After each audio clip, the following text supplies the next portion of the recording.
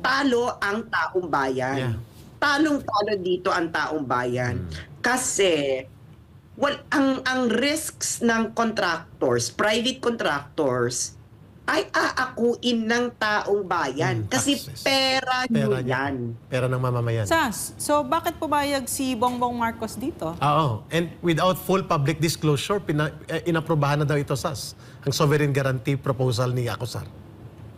Yan ang malaking katanungan ng lahat, lalo na alam nyo ba meron isang nasa kabinete na nag-contact sa akin na pinipresenta pala niya yan dati pa ni Acosar.